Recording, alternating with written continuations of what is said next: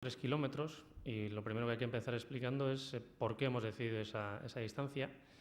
Y es que hemos visto que hay un hueco en todo el circuito vasco y en los alrededores sobre esta distancia. Es decir, hay muchas carreras que se desarrollan hasta 21 kilómetros y a partir de ahí hay un salto bastante grande porque hay maratones alpinas o distancias muy superiores. Entonces, bueno, hemos decidido un circuito de 31 kilómetros exigente, porque el desnivel positivo llega a casi a 1.700 metros, y con una característica muy especial, es que es un circuito en forma de 8, de manera que los espectadores pueden seguir mucho mejor la carrera. Lo habitual es que cuando las familias van con sus familiares a las competiciones, les ven salir y hasta que no vuelven después de 3, 4 o 5 horas de carrera no les vuelven a ver.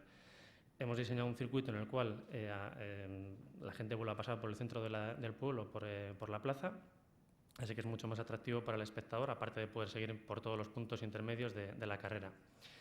Aproximadamente puede haber un 70% de sendero, un 25% de pista y un 5% o un poco menos de asfalto.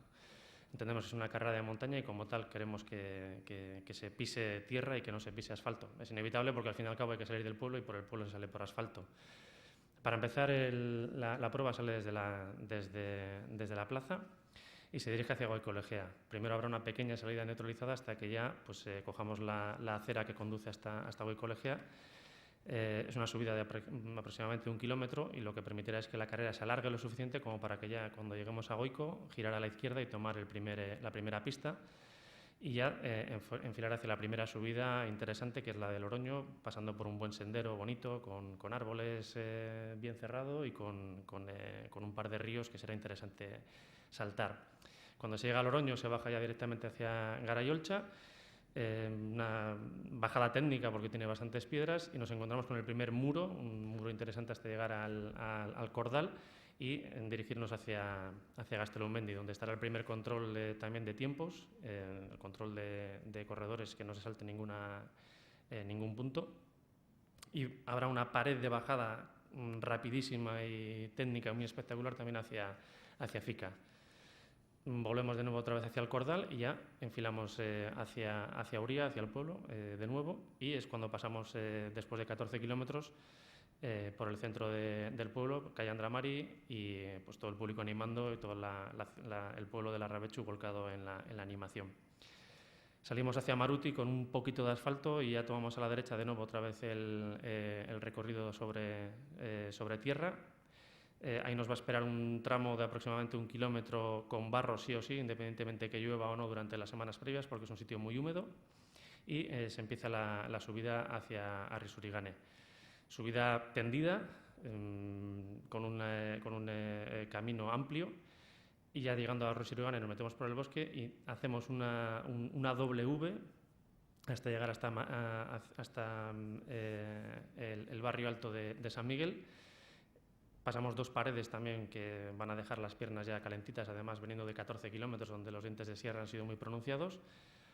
Y probablemente pasemos de San Miguel hacia ya empezar a subir Bizkargi por la zona en la que probablemente el corredor más vaya a recordar toda la carrera, porque es una zona técnica y que tiene absolutamente de todo en prácticamente 1,5 kilómetros. A partir de ella subimos al punto más alto de la carrera, que es Bizkargi, con 563 metros de altitud. Y se gira allí, donde estará el segundo punto de control de corredores, y se enfila rápidamente hacia el pueblo, sin antes pasar por una nueva subida que, si la gente no va con la suficiente mentalidad de reservar, puede que veamos corredores ahí empezar a flaquear. Se pasa directamente ya a bajar hacia Maruti, y de Maruti hacia el pueblo por pista de asfalto, y bueno, ya la meta, pasando por toda la calle Andramari, un pasito estrecho para que el pueblo esté animando a todos los corredores y se sientan arropados. Habrá 4 puntos de avituallamiento, 2 sólidos y líquidos y 2 líquidos. Y bueno, pues este es el circuito que está diseñado por la dirección técnica. Ya está también disponible para todos los que quieran entrenar, porque está marcado, y todos los sábados por la mañana y domingos quedamos con todos aquellos que quieran venir a acercarse al pueblo a reconocerlo. Podéis entrar en Facebook, en Carraderac BHK, y contactar con nosotros para para salir y comprobar por vosotros mismos la dureza y la espectacularidad del circuito. Eskerrik asko.